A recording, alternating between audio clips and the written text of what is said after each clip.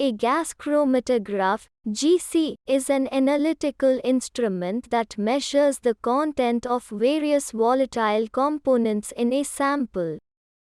The analysis performed by a gas chromatograph is called gas chromatography. Gas chromatography is a term used to describe the group of analytical separation techniques used to analyze volatile substances in the gas phase.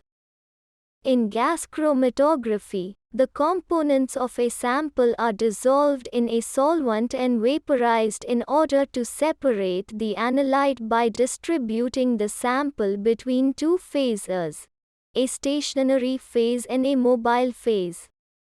The mobile phase is a chemically inert gas that serves to carry the molecules of the analyte through the heated column. Gas chromatography is one of the sole forms of chromatography that does not utilize the mobile phase for interacting with the analyte. The stationary phase is either a solid adsorbent, termed gas-solid chromatography (GSC), or a liquid on an inert support, termed gas-liquid chromatography (GLC).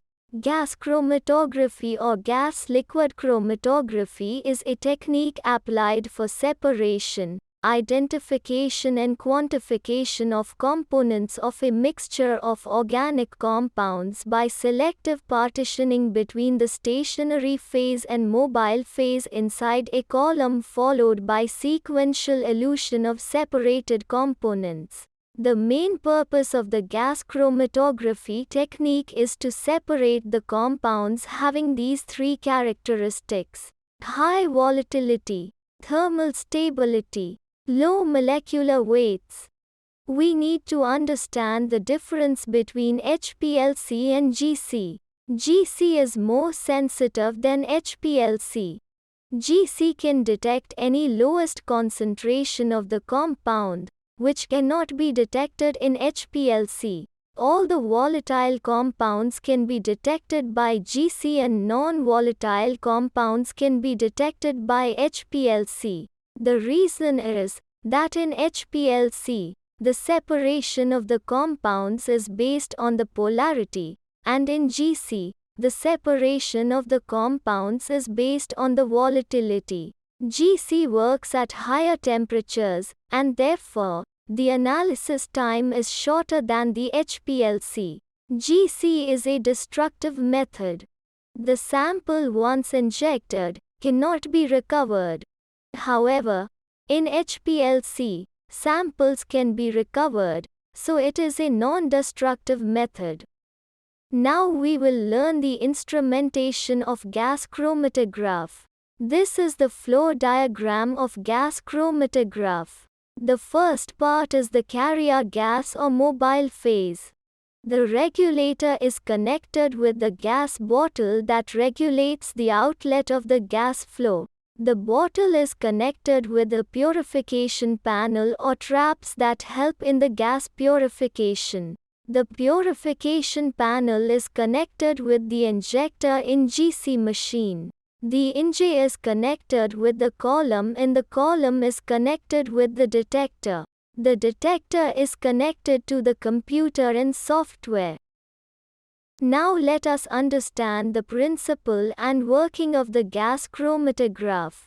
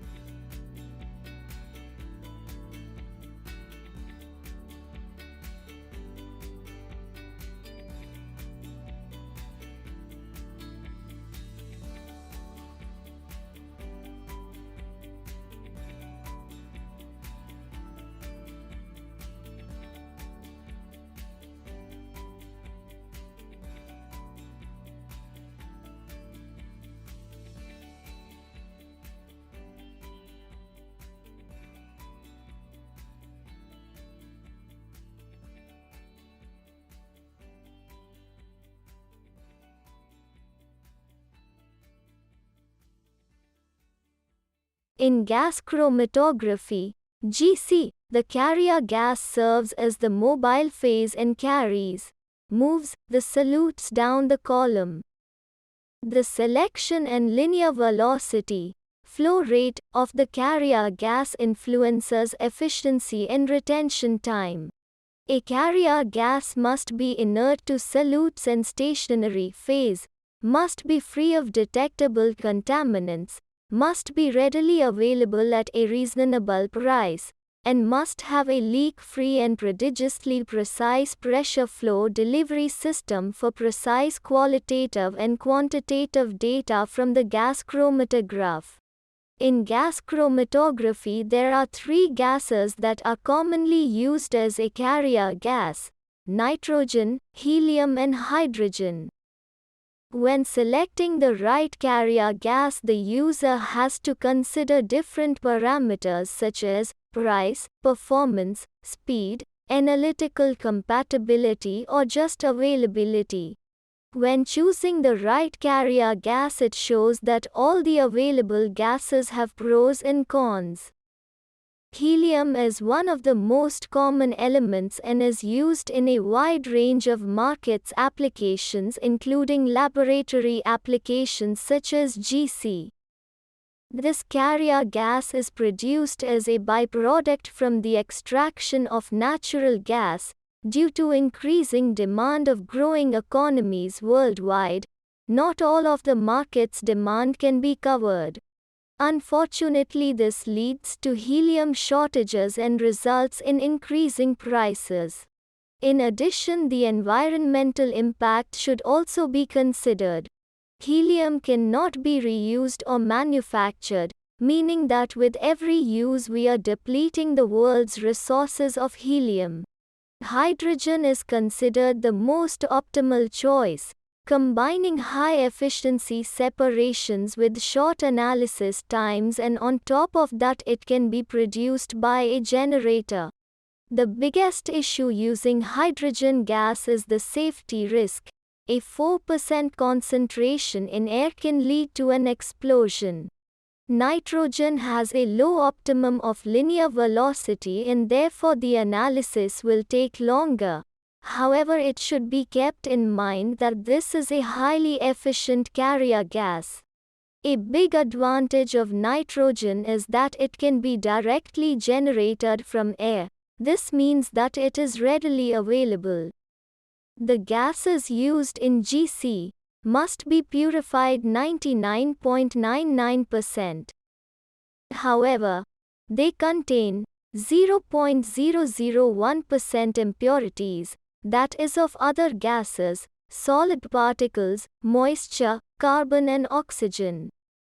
These impurities must be removed before employed into the GC. For that, we use gas purification panel. This panel has three different types of purifying cylinders. First is silica beads cylinder called moisture trap that absorbs moisture from the gases as well as other gases or any solid particles.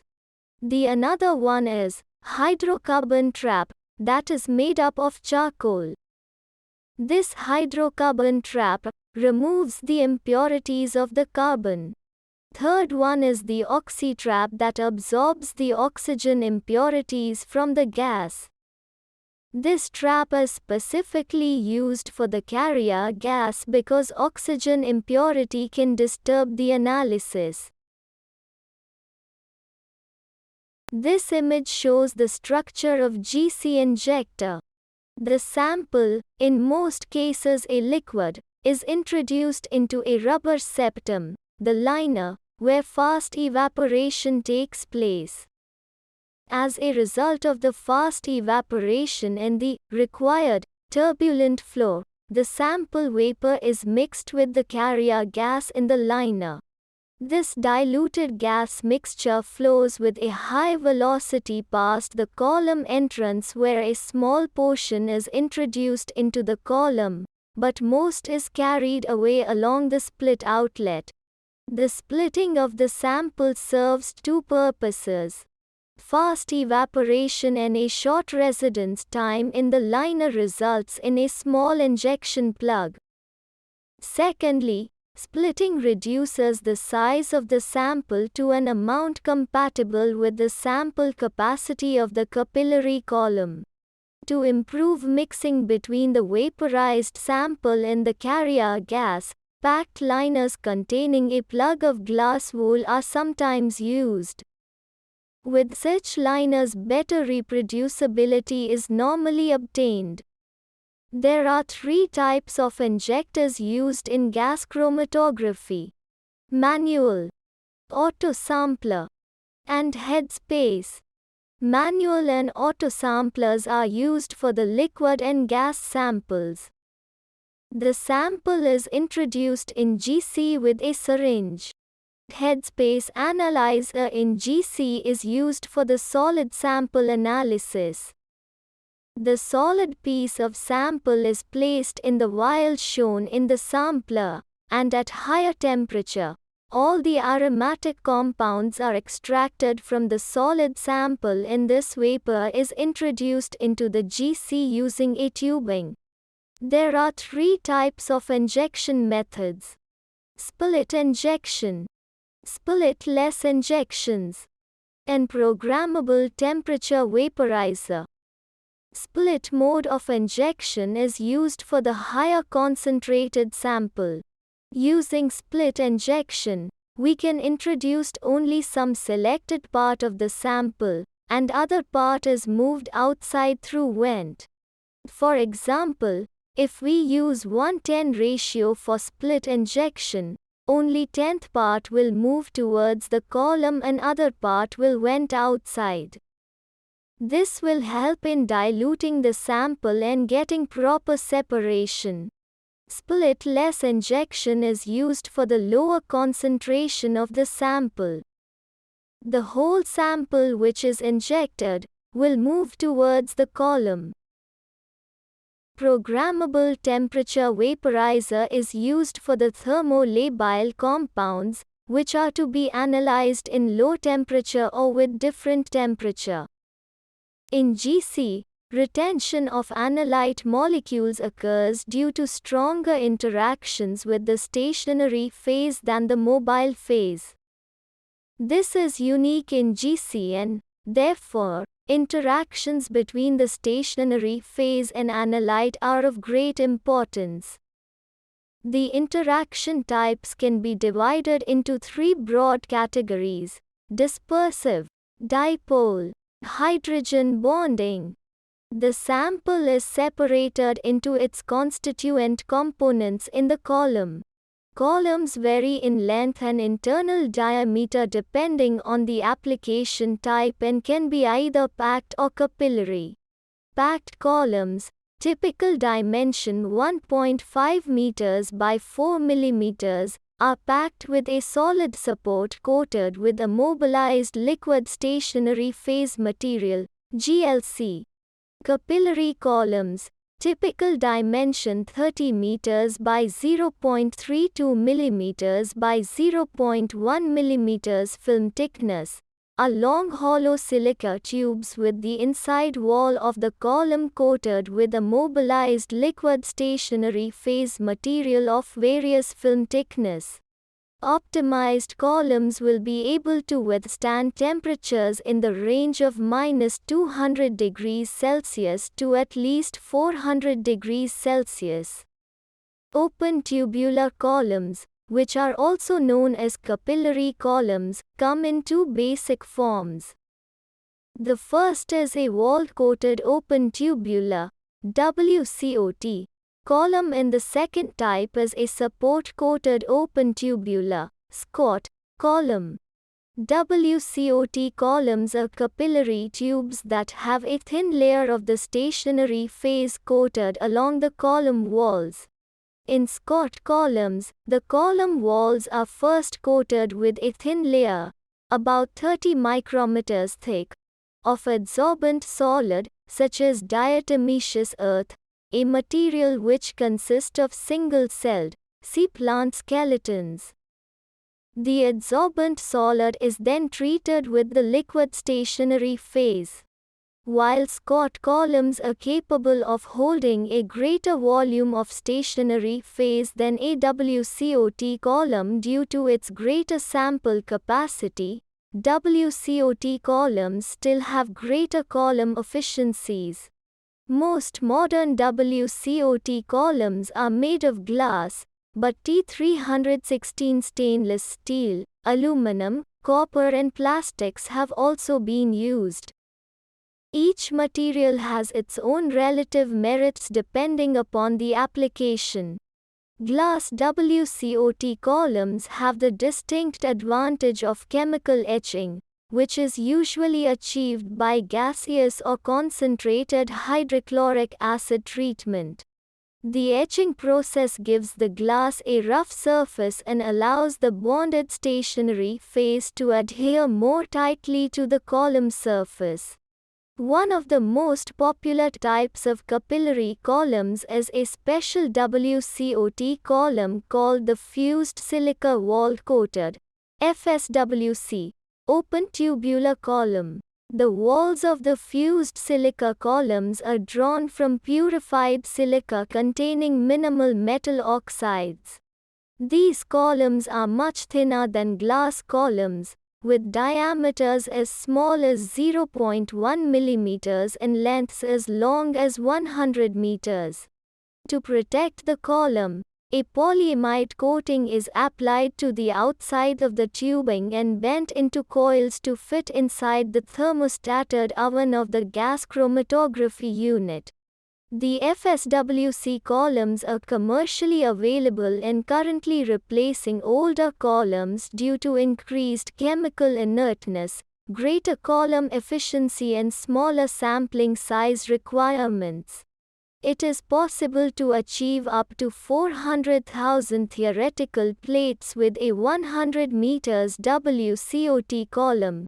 Yet the world record for the largest number of theoretical plates is over 2 million plates for 1.3 kilometers section of column. Packed columns are made of a glass or a metal tubing which is densely packed with a solid support like diatomaceous earth. Due to the difficulty of packing the tubing uniformly, these types of columns have a larger diameter than open tubular columns and have a limited range of length. As a result, packed columns can only achieve about 50% of the efficiency of a comparable WCOT column. Furthermore, the diatomaceous earth packing is deactivated over time due to the semi-permanent adsorption of impurities within the column. In contrast, FSWC open tubular columns are manufactured to be virtually free of these adsorption problems. There are different types of stationary phasers used in the gas chromatography columns. Cross-linked stationary phasers have the individual polymer chains linked via covalent bonds. Bonded stationary phasers are covalently bonded to the surface of the tubing. Both techniques impart enhanced thermal and solvent stability to the stationary phase. Also, columns with bonded and cross-linked stationary phasers can be solvent rinsed to remove contaminants. Most polysiloxanes and polyethylene glycol stationary phasers are bonded and cross-linked. A few stationary phasers are available in a non-bonded version. Polysiloxanes are the most common stationary phasers. They are available in the greatest variety and are the most stable, robust and versatile. The most basic polysiloxane is the 100% methyl substituted. When other groups are present, the amount is indicated as the percent of the total number of groups. For example, a 5% diphenyl 95% dimethyl polysiloxane contains 5% phenyl groups and 95% methyl groups. The "di" prefix indicates that each silicon atom contains two of that particular group. Sometimes this prefix is omitted even though two identical groups are present. If the methyl percentage is not stated, it is understood to be present in the amount necessary to make 100%. For example, 50% phenyl methyl polysiloxane contains 50% methyl substitution. Cyanopropyl percent values can be misleading. A 14% cyanopropyl dimethyl polysiloxane contains 7% cyanopropyl and 7% phenyl, along with 86% methyl. The cyanopropyl and phenyl groups are on the same silicon atom, thus their amounts are summed. Polyethylene glycols are widely used as stationary phases. Polyethylene glycol stationary phases are not substituted, thus the polymer is 100% of the stated material. They are less stable, less robust and have lower temperature limits than most polysiloxanes. With typical use, they exhibit shorter lifetimes and are more susceptible to damage upon overheating or exposure to oxygen. The unique separation properties of polyethylene glycol makes these liabilities tolerable. Polyethylene glycol stationary phases must be liquids under GC temperature conditions. Porous adsorbents called as gas-solid stationary phases are comprised of a thin layer of small particles adhered to the surface of the tubing. These are porous layer open tubular columns. The sample compounds undergo a gas-solid adsorption, desorption process with the stationary phase.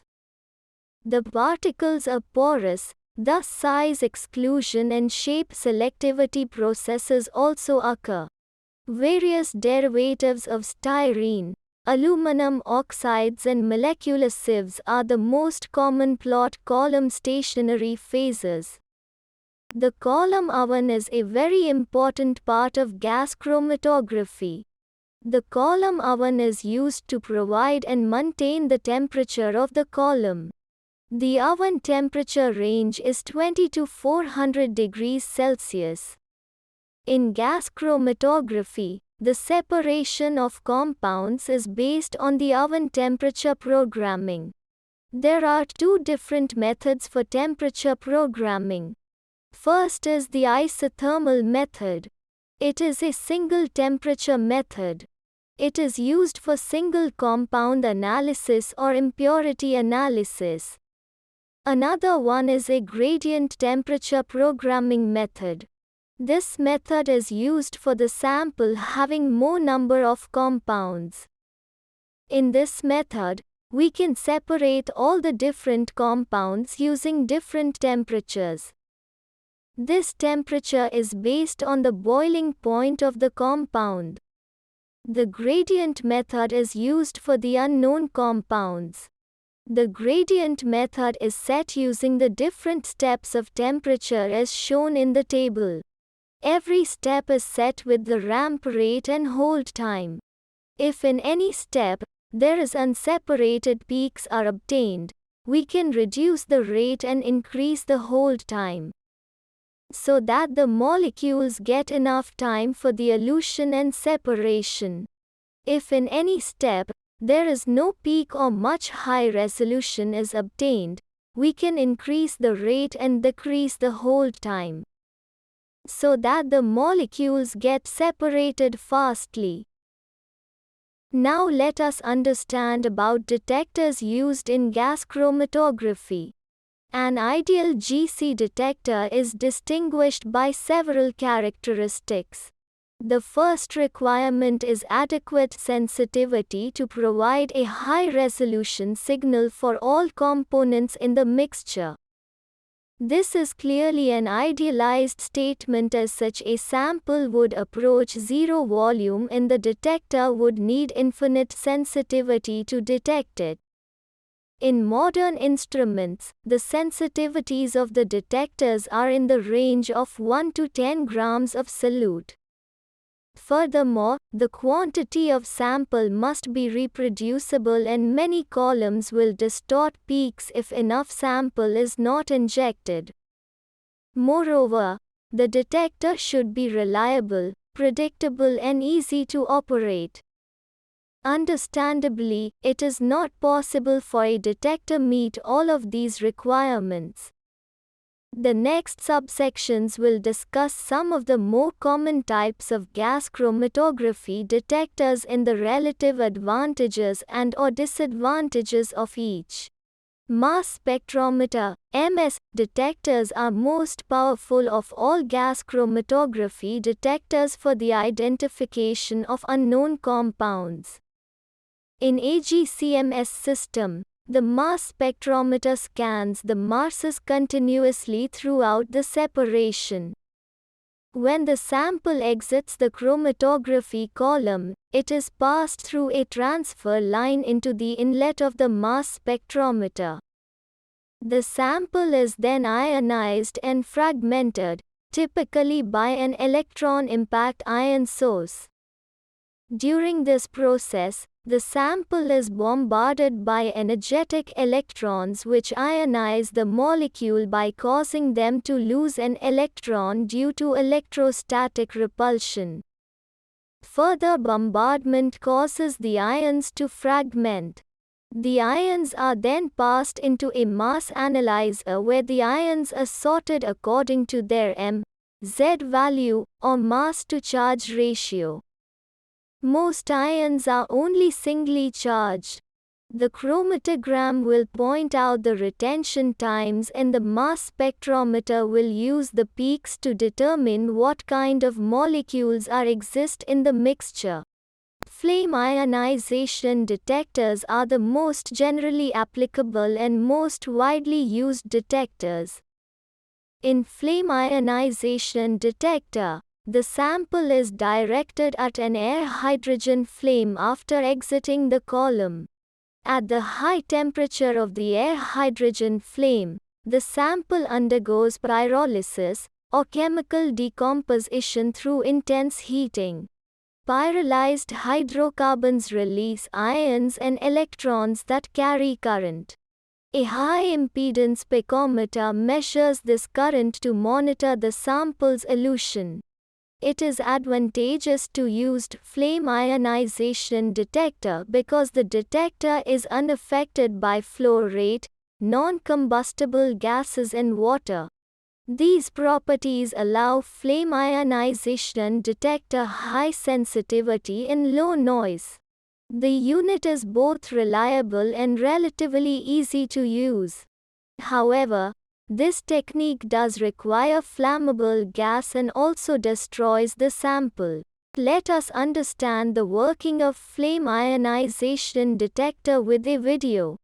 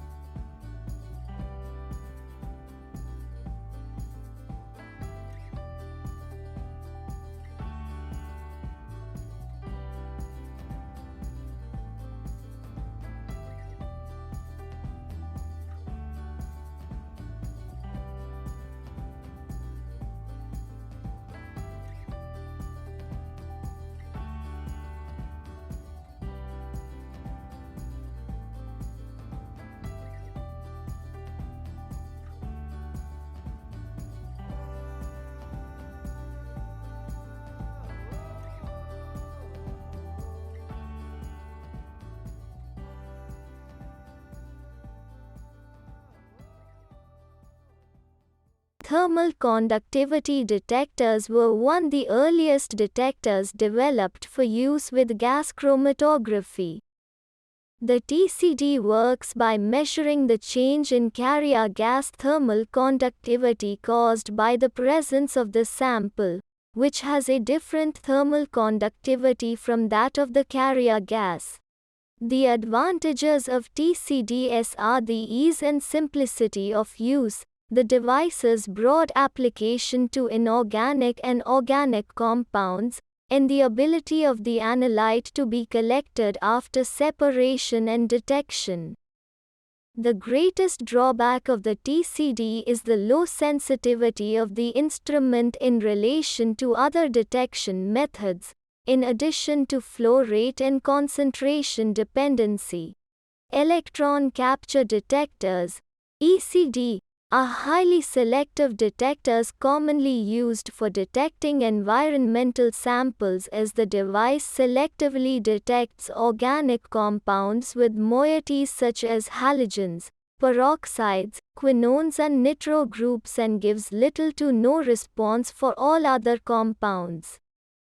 Therefore, this method is best suited in applications where traces quantities of chemicals such as pesticide are to be detected and other chromatographic methods are unfeasible. Atomic emission detectors, AID, one of the newest addition to the gas chromatographer's arsenal, are element-selective detectors that utilize plasma, which is a partially ionized gas, to atomize all of the elements of a sample and excite their characteristic atomic emission spectra. Chemiluminescence spectroscopy is a process in which both qualitative and quantitative properties can be determined using the optical emission from excited chemical species. A photoionization detector, PID, measures real-time concentrations of organic and inorganic vapors in low levels from parts per billion, ppb, up to 10,000 parts per million, pm. Gas chromatography has wide range of applications. In the pharmaceutical industry, GC is used to analyze residual solvents in both raw materials, drug substance, and finished products, drug product. The food industry uses GC for a wide variety of applications including quality testing and solvents testing. The flavors and fragrances industries use GC for quality testing and fingerprinting of fragrances for characterization. GC applications include natural gas analysis or refineries, gasoline characterization and fraction quantitation, aromatics in benzene, etc.